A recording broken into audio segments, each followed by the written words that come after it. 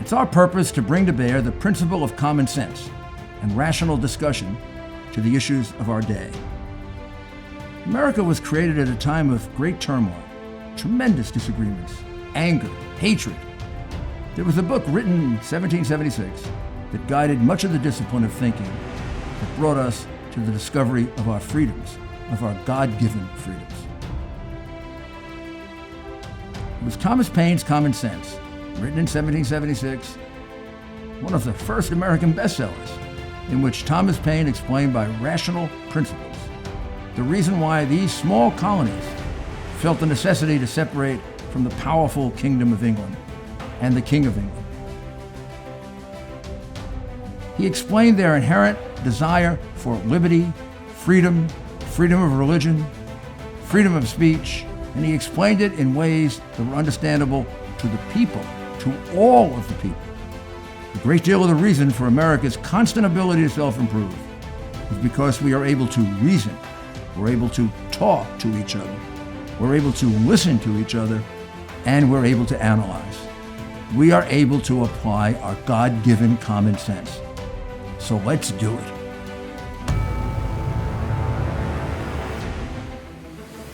Hello again, this is Rudy Giuliani with Rudy's Common Sense. Today we have as a guest someone I'm sure you know and are going to be very excited to listen to because he really is an exceptional person and a hero and someone who was on the inside of, I guess, one of the biggest puzzles and one of the worst things that's happened to us in the last 20 years, this attack that took place in Benghazi. And Mark Geist was part of the team that went in and rescued and helped save a lot of people, at least 25 lives saved, and believes, as you will hear, that maybe they could have done even more if they had been utilized in the right way. Mark has gone on now and helped to write a book, 13 Days. It became a movie. I've just watched it again for the third or fourth time, and it really gives you a good picture. I'm going to ask him how accurate, and then ask him a few questions about that, and then also about how things stand now. And Mark, you might remember, spoke at the Republican convention in 2016 and has been very active in a number of things now. So we want to catch up with him also. Mark, it's a pleasure to have you with us. And once again, as I've told you before, congratulations to you and your colleagues for what you did. It was very, very, very necessary at the time and very brave. Well, thank you, Mayor. It's an honor to be here. In this particular facility, the compound, in the months leading up to September 11, 2012, it had been attacked a number of times, hadn't it? I mean, there had been attacks on it, and I think yes.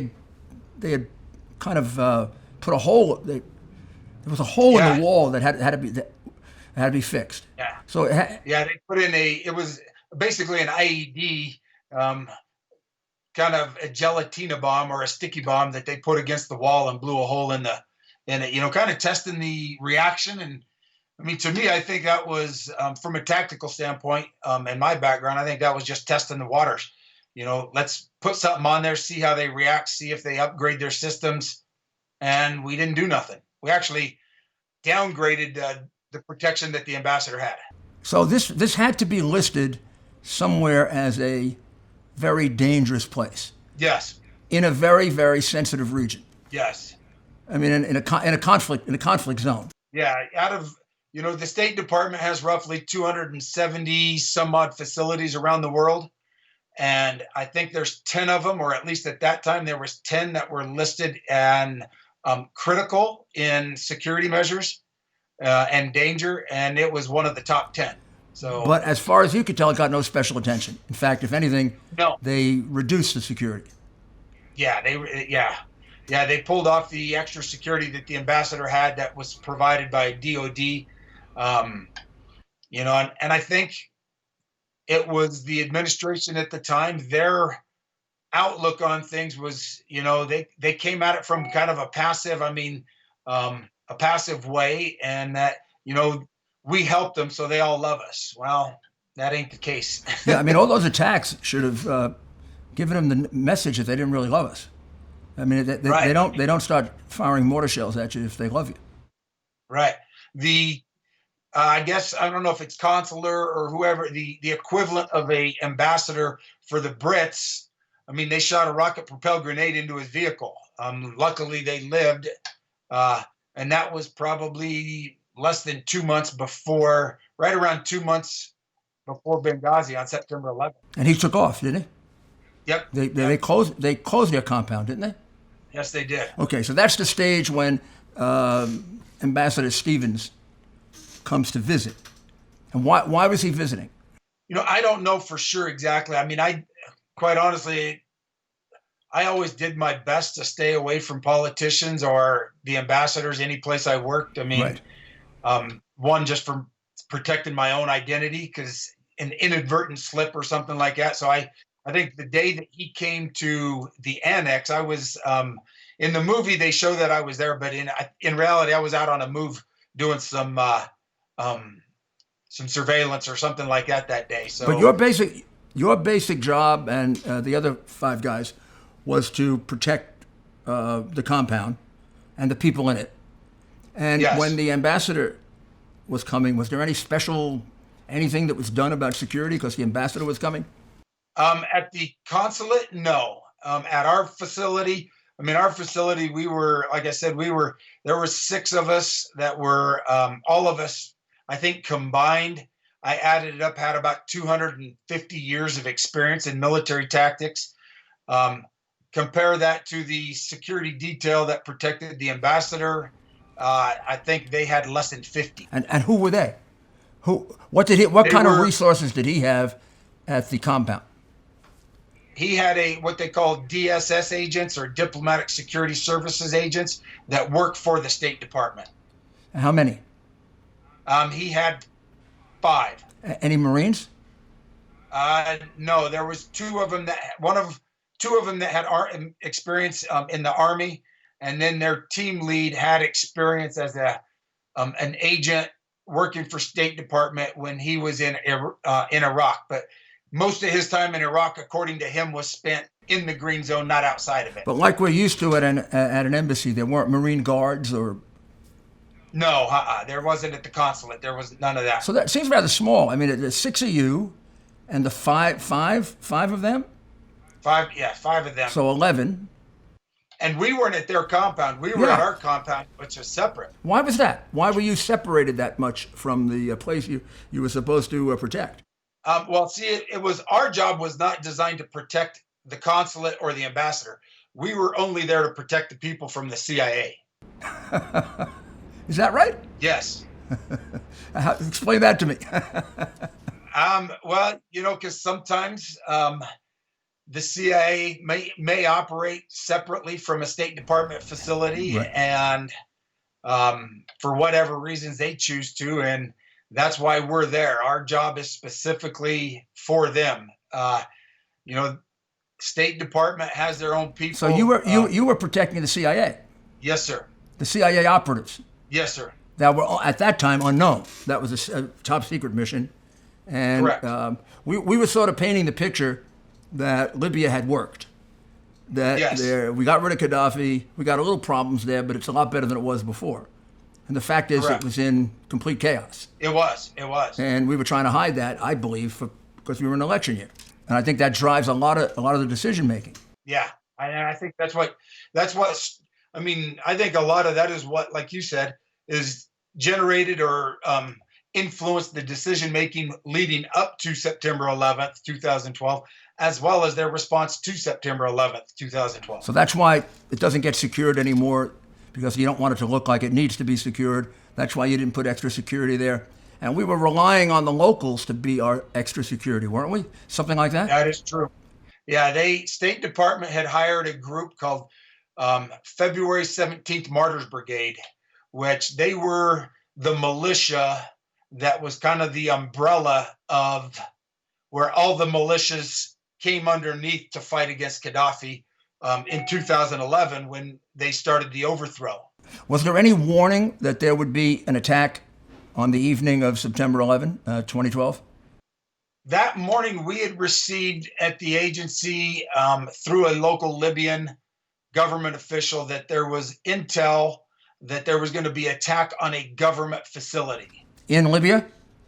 In Libya, in Benghazi. In Benghazi. But all indications that from what the Libyans told us is that it was going to be a Libyan government facility, not a U.S. government facility. So then when is the first time that you find out? I mean, I think the exact time is 9:40 p.m. that the attack began. I think that's right. When is the first time that you and your colleagues find out that there's an attack going on there? Well, I was out in town that night. Me and a female case officer were out as on a dinner date with a local Libyan couple, and I got a phone call from Tyrone Woods, whose call sign is Roan, at about 9:40, 9:40ish, and he called me and said, "Hey, you need to get back to the annex. Stay away from the consulate." So I gathered up the female case officer. We jumped in our vehicle and headed back. We kind of went down the coast, headed down the coast, and kind of come back through a back way, just because the consulate was kind of in between, and I didn't know what was going on. And when we turned our radio on, that's when I really realized what was happening over there. So you realized there was an attack now on the compound. And yes, sir. Was there any mention of the ambassador being taken, or at that point? No, at that point, the State Department guys, I don't believe, knew so one of the State Department guys, and I will say this with them guys, they did what they were trained to do. Mm-hmm. And their training was all based on the last, 10, 15 years at that time in Iraq and Afghanistan. And they grabbed the ambassador, the AIC, which is the agent in charge, grabbed him, put him in the safe room. And the other guys went to grab their weapon systems, their long guns. They only had pistols on them. And then the attack happened so fast, and they had virtually no perimeter security, that they were overran before the guys could get their weapons and come back and help protect the ambassador. What happened to the Libyan security force? The Feb 17 guys, they disappeared. They left. You think that was planned in advance, or they just took off because they wanted to save their lives? I think they probably just took off to save their lives. Right. I think there was another group that was a British company had hired some local Libyans, and it was called Blue Mountain Guard, and they were the Libyans that were on basically the outside. They controlled the entrance and exit gates, but they were unarmed guys. Their whole thing was to have a Libyan face. If somebody wanted to come meet somebody at the U.S. consulate or the U.S. Special Mission Facility, they had a Libyan face to first see who they were talking to. And I think they're the guys that opened up the gates and let them in. So when is the first time that it comes up that the six of you should go there? Almost immediately. The team lead for the State Department, his name's Alex, and Alex gave a call and said, "Hey, we are overran." It wasn't he said we're under attack. He said we are overran and we need help. And our team immediately got back at the annex. The other everyone back at the annex, the other 5 guys got kitted up, jumped in their vehicles, and probably within 5 minutes we're ready to roll out of our gate, go help over at the consulate. So how much time are we talking about now? 9:40 approximately is when you find out. It takes you a little while to get back. Well, I'm not back yet. It took me 30 minutes to get back to because I was a checkpoint. So when you got back, they were ready to go. Well, they were already gone after I got back because I took over security there. The rest of the team, they were ready to go within 5 minutes. So let's say 9:45, they were ready to go. And our chief of base, Bob, told them to wait and told them to stand down 3 different times. At 9:45, they were ready to go? Yes, sir. And then he told them to stand down, to delay and stand down. How much did that consume about? Probably the next 15, 20 minutes. And this information you get from your colleagues. You weren't there for that. Yeah, from Tig and Tonto. Bob actually spoke directly to Tig and Tonto, and that's what they relayed to me. Okay, so they were delayed about 20 minutes. Yes, sir. And then they just took off anyway, despite his... Yeah, because the team leader came over the radio and he said, "If you don't get here now, we're going to all expletive die." We're all going to effing die. So basically, about 9:40, 9:45, they're ready to go. The team leader there, who has to protect the ambassador, is calling you for help for a while. You're ready to go, and the head of the annex, who we call Bob, right? The CIA, the top CIA person on site, right? Yes, sir. He says no delay. Why would he do that? Why did he have any good reason for saying stay back? Having been in various leadership roles in my life, I mean, it's I try to look at it through his eyes. I mean, he's in charge of a clandestine CIA base. The last thing, he has 20 some people there. If we leave, now granted, everyone in the CIA is supposed to be trained in weapons, but we all know, Yeah. sometimes that bar isn't set very high. And he wanted to rely on February 17th Martyrs Brigade guys to come in and help. Come in and help the compound, not the annex. Yes. He wanted you to stay and protect the annex, basically. Yes. Because the minute he let you go, he really lost his best protection. Right. He had something, but he didn't have experts. Correct. So that delay takes about 15 or 20 minutes, would you say?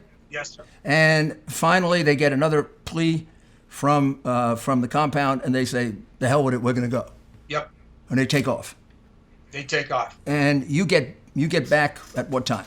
I get back probably a little bit after 10. Okay. I don't know exactly because I didn't wear a watch Sure. at the time. But I got somewhere back a little bit after 10.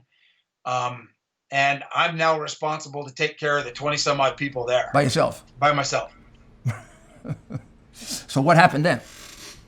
The rest of our team, Tig, Ty, Jack, Tonto, and DB, had made it over to the intersection of what we call Gunfighter Road and Consulate Road, which is about 300 yards down from the main entrance into the consulate. And there they did run into a couple Feb 17 guys that were sitting back. They were sitting up on a back of a Hilux pickup truck with a Dishka, which is it's a Russian heavy machine gun, shooting at some guy down in front of the consulate who was shooting back at them. Tig and them launched some 40 millimeter grenades down on top of those guys, kind of quelled that. Tonto and DB, they separated into kind of a pincer movement. 3 guys moved down the road. The other 2 moved around to set up observation posts in some high area. And Tig, Jack, and Roan entered through the front gate of the consulate. Took them maybe another 10 minutes to get there. So somewhere around the time I got back, they were probably going through the front gate. And how long did they stay there? I mean, what were there still forces there, or had they started burning the building already? Well, they had already started burning the buildings, and there was bad guys all over the place. Roughly, the best estimate we can determine is there were approximately 40 armed insurgents when those 3 guys came through the front gate. And did they engage? Yes, sir. Anybody? Yeah, they took out quite a few of them. They don't know exactly. I mean, because at that point, when you have a small unit, the best thing you have is surprise and violence of action. If you see a bad guy with a gun, you're going to put 2 to 3 rounds in him. It's one of my rules is anything we're shooting once is we're shooting at least twice. Right. Because ammo's cheap and life's not. Yeah, because if they're on the ground, they can pick up their gun and shoot you in the back. Right. So they took care of those guys, and it's surprised. I think they were so surprised, and the violence of action that came through that front gate by those 3 guys scared the living crap out of them, and most of them just disappeared after they started seeing some of their buddies get shot. Was there an opportunity then to try to find the ambassador and the other people that were involved? Yeah, the State Department guys were able to make it out of their safe rooms, and they all began searching for the ambassador over the next. I think they didn't leave or get back to the. They didn't get back to the annex until about midnight, a little bit after midnight. Your guys didn't come back until about midnight. Yes. And at that point, had they found Sean Smith or the ambassador yet? They found Sean Smith relatively quick, and he was deceased. He had died of smoke inhalation. They couldn't find the ambassador. All the guys there, but especially Tig and Tyrone, kept going in and out. as far as they could to get in there because they didn't have gas masks or, SCBAs, any firefighting equipment that could help them with oxygen or anything. So they were holding their breath trying to get in as far as they could to find him. They come out, go back in. At one point, Tig and Tyrone got separated. Tyrone later told me in the morning about how Tig had saved his life because he was lost in the room and Tig was able to come in and get him out, saving his life that night. So then they come back, and what's the plan now at midnight? Well, they got a counter assault there, had to repel a counter assault. After they did that, then they were able to. We got information that there was another 100 people going to start attacking the consulate again. So that's when the decision was made to exfil out and go back to the annex. And what time do you do that? They got back around 12:30ish, I believe, is when they got back. Somewhere between 12:15, 12:30, probably in that time frame. And when they came back, the State Department guys made it back. On their way back, they got caught up in an ambush. They were able to make it through. Our guys came back a different route. They made it back, and at that time, we just got ready because we figured that the bad guys were going to come at us next. And did you go back to the compound, to the consulate? No, we were unable after that. We hard pointed at our facility at the annex, and the six of us got on top of the rooftops. Three of the State Department guys got on top of the rooftops as well.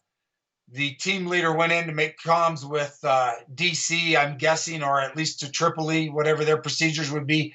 And then one of the guys was pretty much the State Department guys had been with the ambassador, had inhaled so much smoke that we just put him, when he got back first, I put him in a room.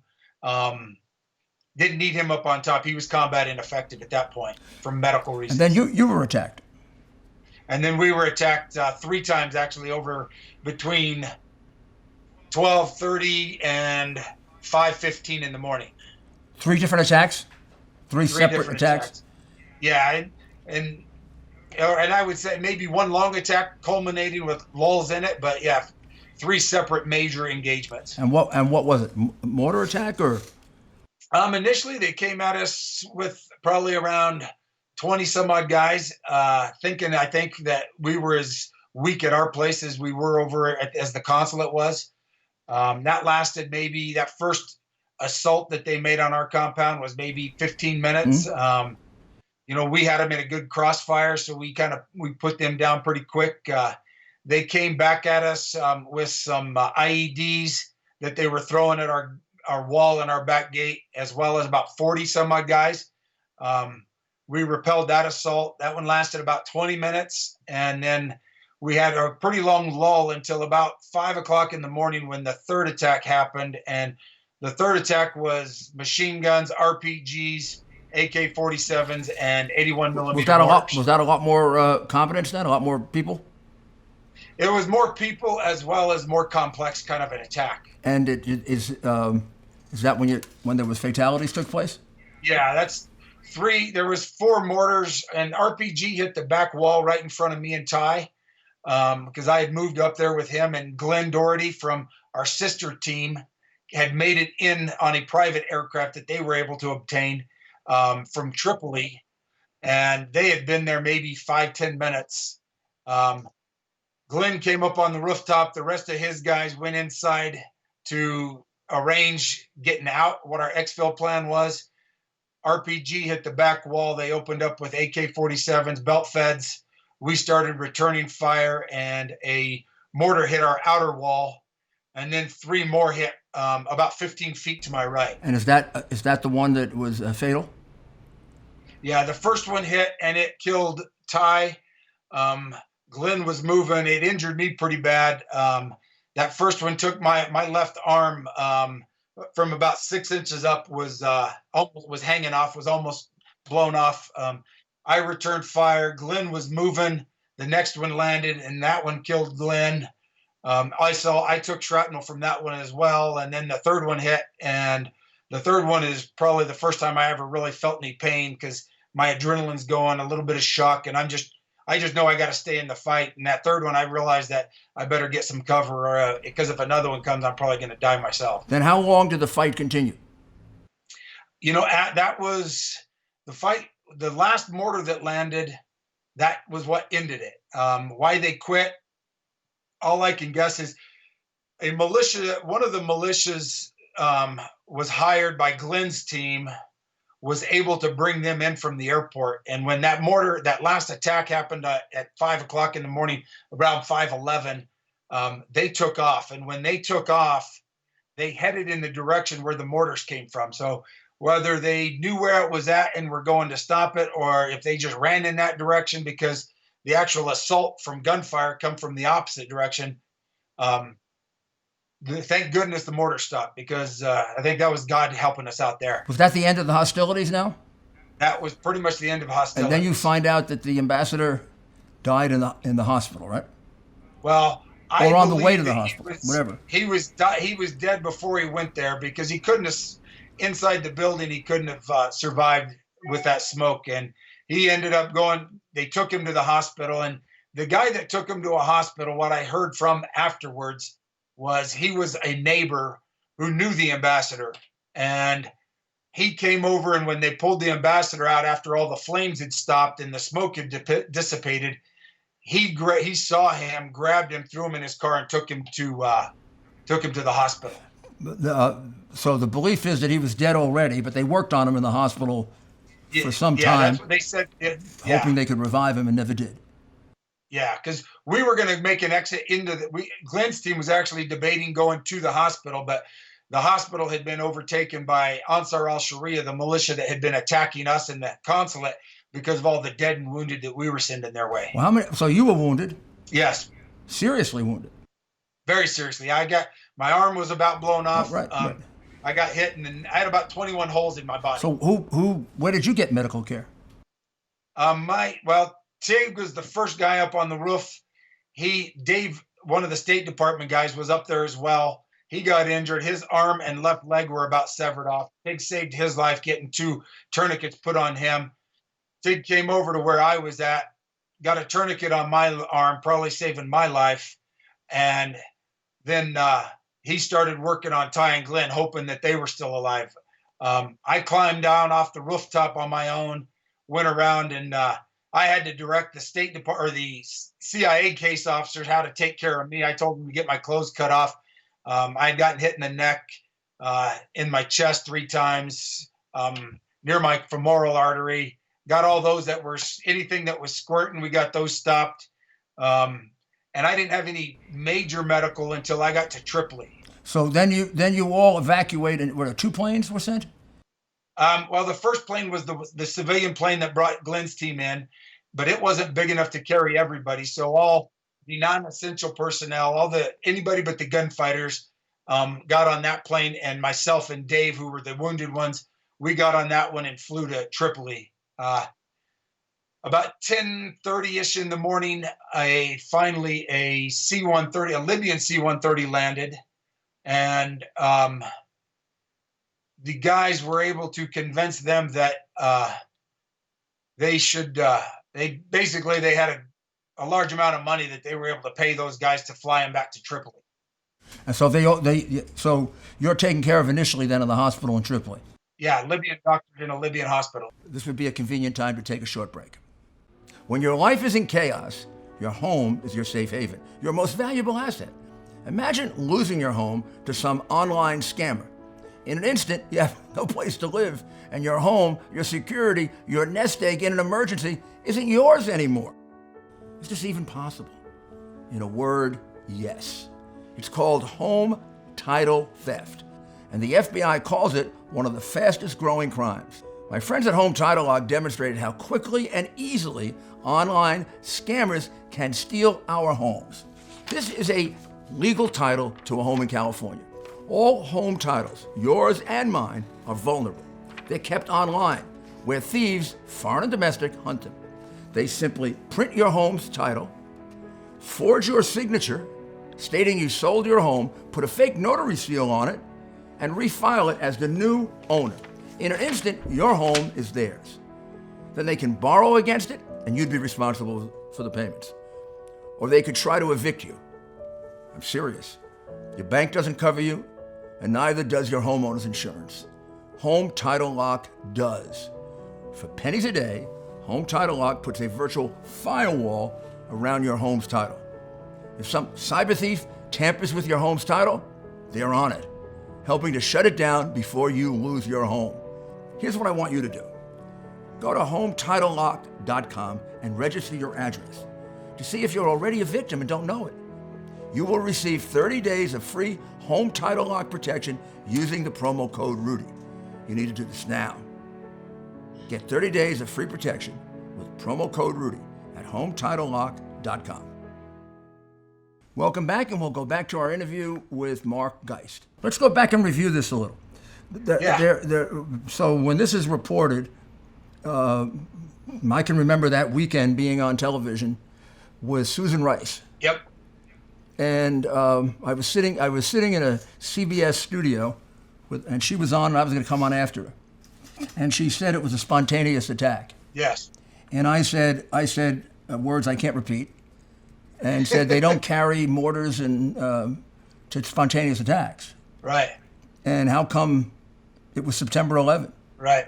And how is it this place was attacked 4, 5, 6, 7, 8 times? Right. I mean, it's ridiculous to think it was a spontaneous attack. Yeah.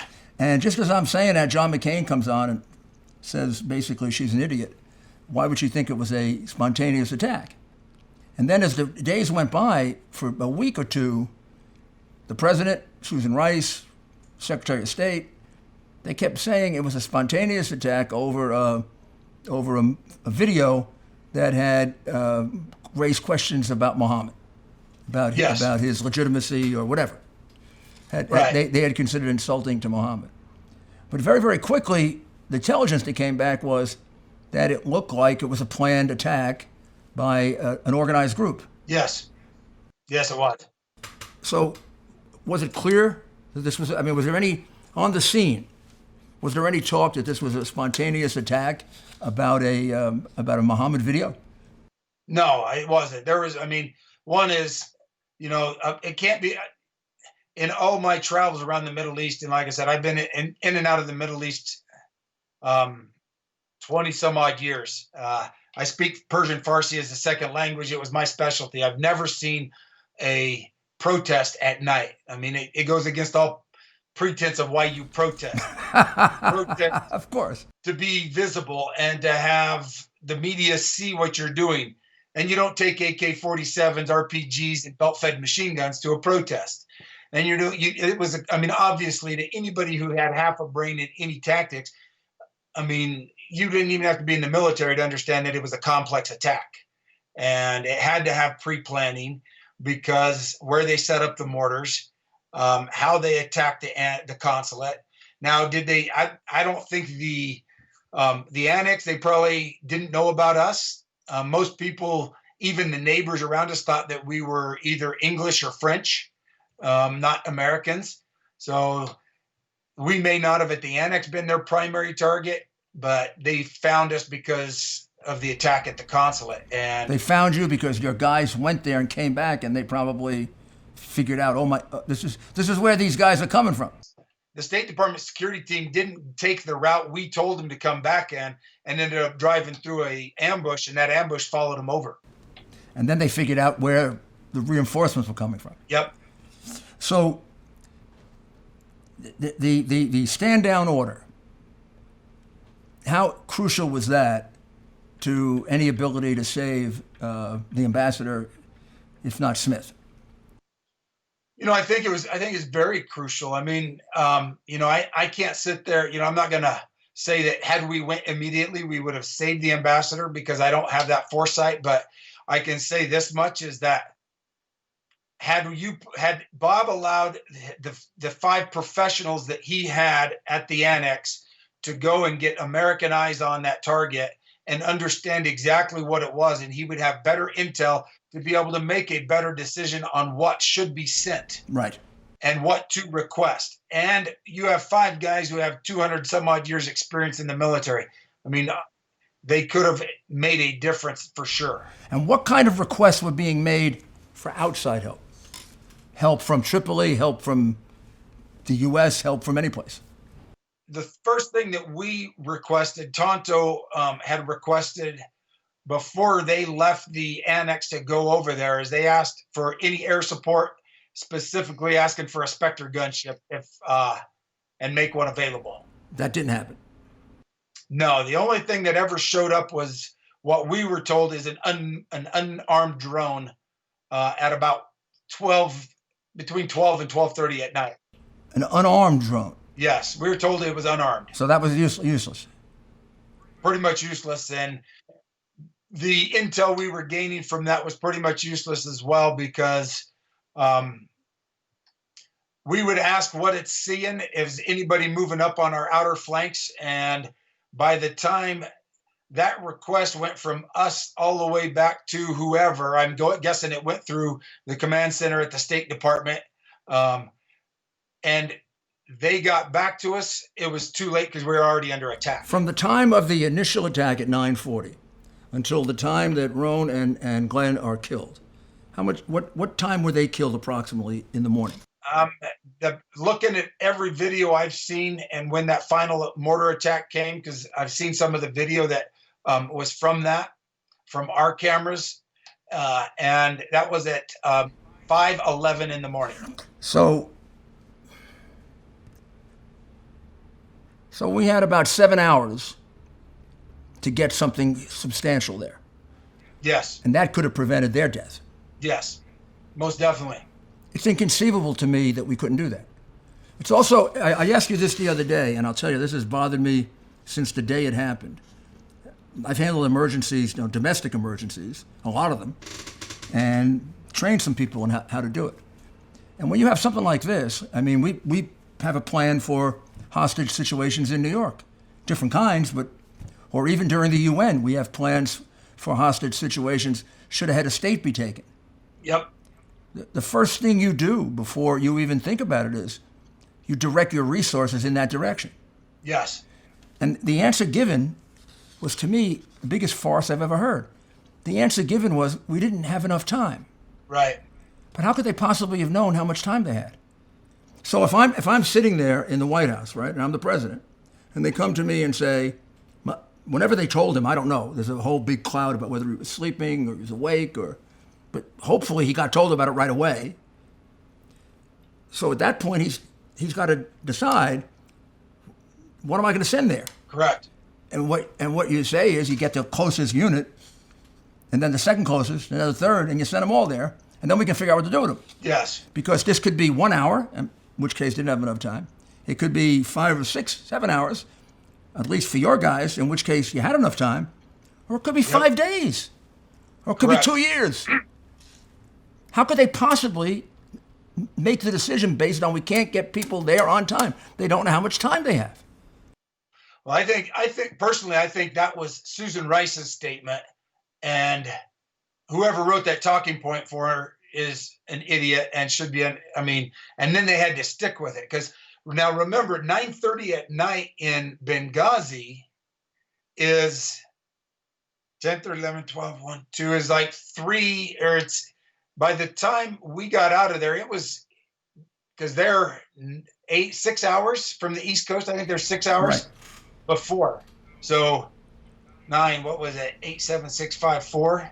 It's 4 o'clock, 3 or 4 o'clock in the afternoon. Yeah, middle of the workday, or toward the end of the workday. Everybody's around. And the other thing that I always ask, you didn't have to wake them up in the middle of the night. Right, is what was going on in Egypt that morning. That morning, Egypt is where the true protests were actually happening. By 10 o'clock in the morning, there was a protest going on in Egypt at the U.S. Embassy, that they were throwing rocks over the walls and they were climbing. And that one had something to do, I believe, with the Muhammad video. Correct. That was one of them. Of course, there had been a number of those protests about the Muhammad video. Yes.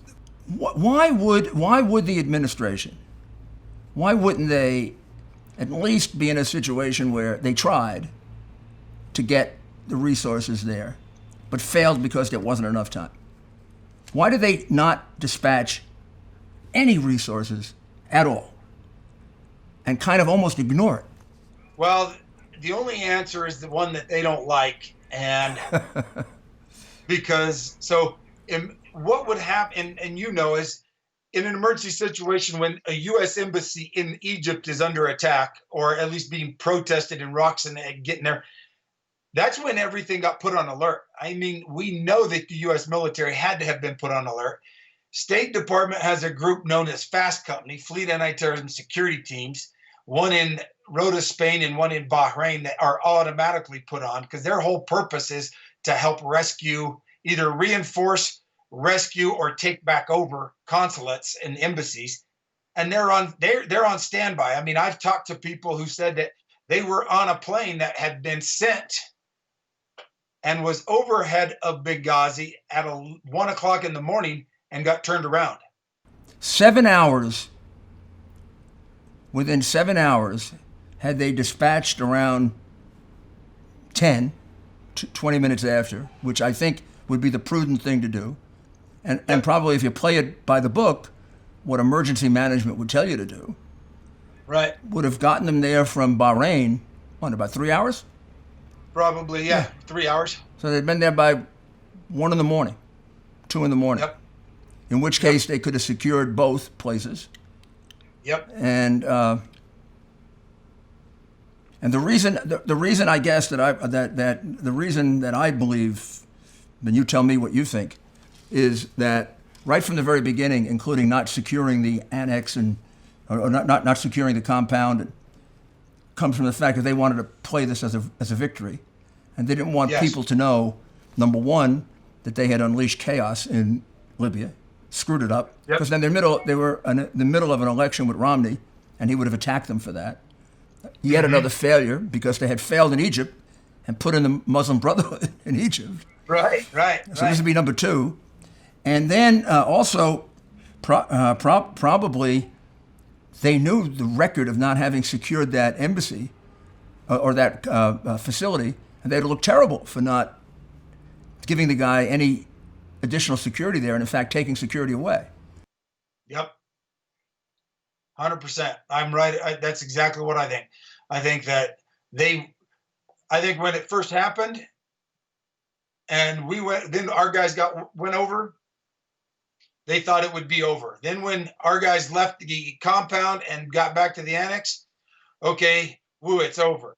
Now, and it just was that it's people, the problem, it's one of the things that a leader has to be very careful of, and that's trying to put their hands in and trying to control what's going on the ground instead of listening to your guys and giving them because as a leader, they should have given everybody the resources, the guys on the ground, every resource there is. You're the ones that make the decision to call off or call.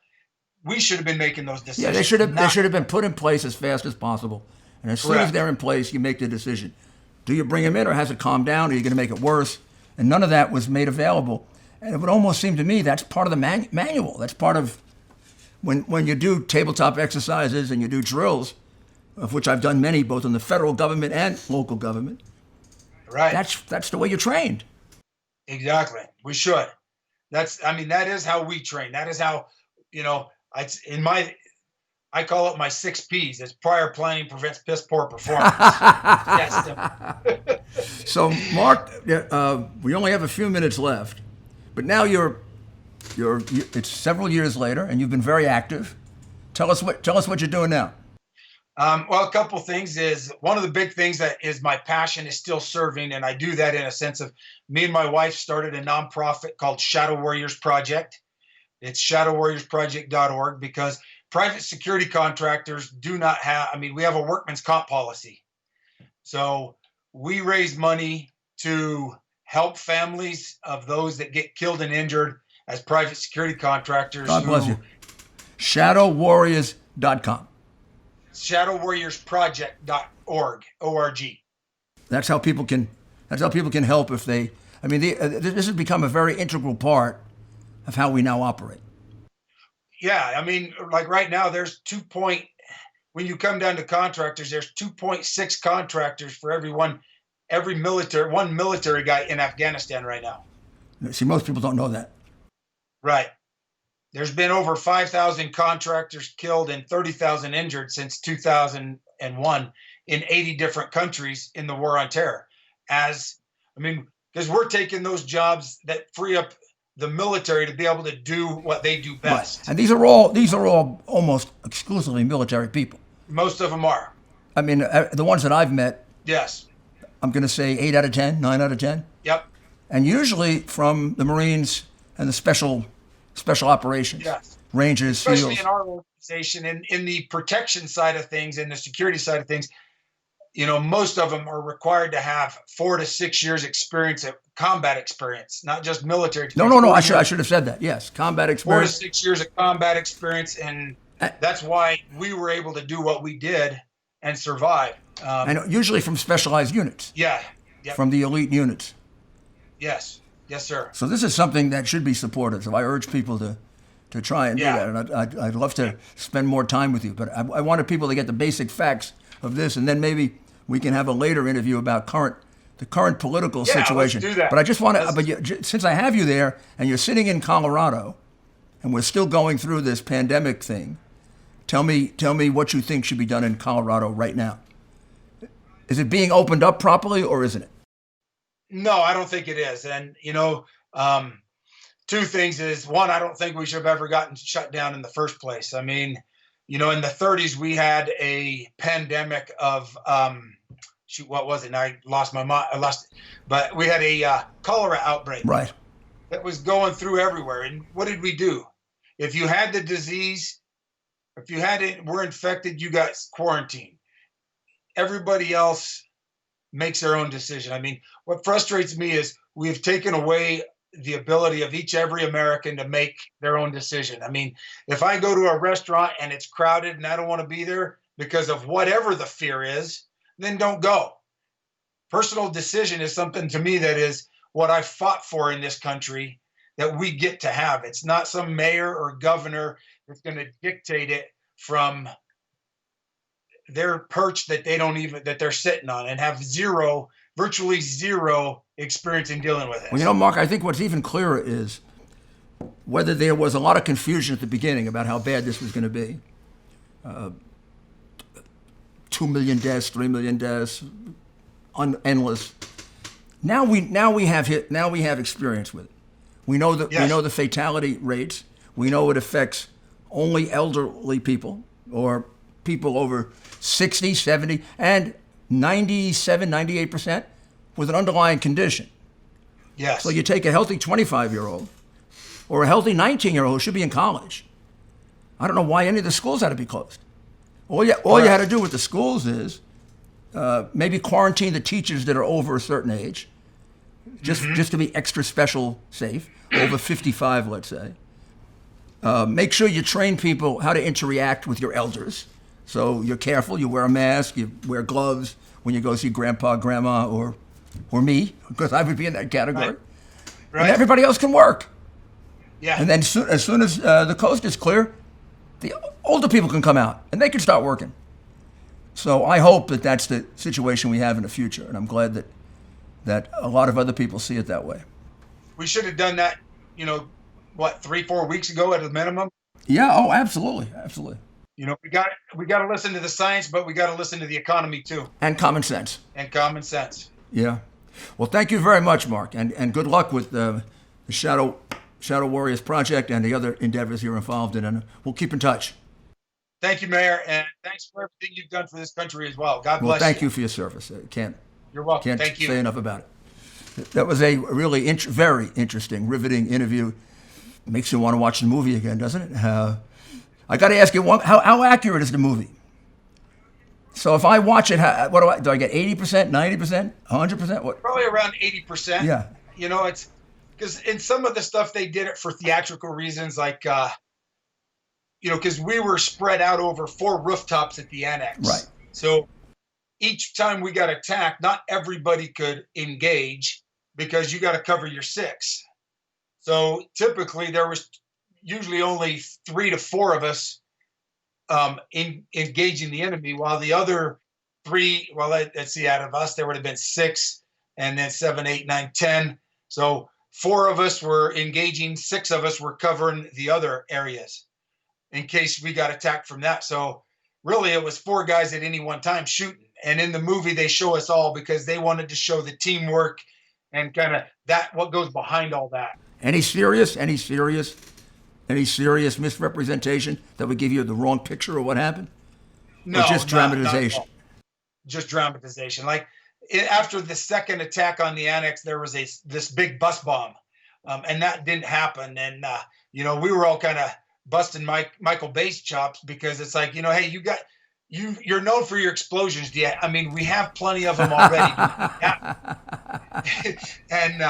And he said, well, here's the reason I'm doing it. He says, because from a theatrical standpoint, I'm building up the anticipation of the final result. It's a good movie. I mean, whether and that's why he did that. It made sense to me. I mean, it's about as good a movie on for that kind of subject as I've seen. It's a good movie. So the last question: How are you now physically? How are you? Doing good. I mean, I don't have much feeling in this hand. I used to be left-handed. I had to learn to write right-handed and Get things out of like here. that. You had to learn how to write right-handed. Ooh, yeah, that's hard. But because like this half of my hand, I don't have any feeling. This one, I have about maybe 10%, 20%.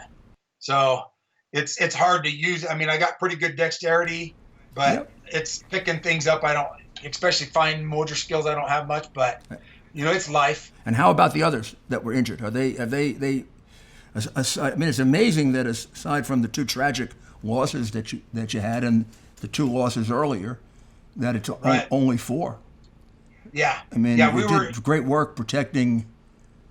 I mean, you could have lost 20, 30 people. We were, and I'm in the process of kind of writing a second book. Oh, good. It's going to be a little bit more in depth of different things, but it also talks about my faith, but I call it the 7th man is my kind of working title because we had a 7th man on our team, which was God that night. That there was too many things that happened that shouldn't have happened. I mean, like there was over at the annex, over at the consulate, there was a guy that was in the counter assault shooting an RPG at TIG and the guys at the ambassador's residence. TIG was on the roof and this guy shoots one RPG, it goes over his head, shoots the second one, it goes over his head. He shoots the third one. TIG comes up, shoots him at the same time. And about halfway there, and I only got to see this because I saw the drone footage over the consulate. About halfway there, the RPG takes, like a 90-degree turn and goes off into the middle of nowhere. Right. Because something interfered with that. Well, I'm going to be very, very interested to read that book and very interested to interview you again, Mark. And God bless you and your family and everything you do. You deserve it. Well, I'll get your address either because Bernie Carrick's a good friend of mine. I'll give you I'll text it to you right away. Okay, because I'd like to I'll send you a book, an autograph. Okay, thank you, Mark. You're welcome. Thank you. God bless. God bless you too. That was quite an interview and quite a. I could say if they hadn't done it, they'd make a good movie, but it did, and it was real life, and really in the long run something that should have been done better by the administration. They didn't support these guys the way they should have, which is a tragedy and should never happen again.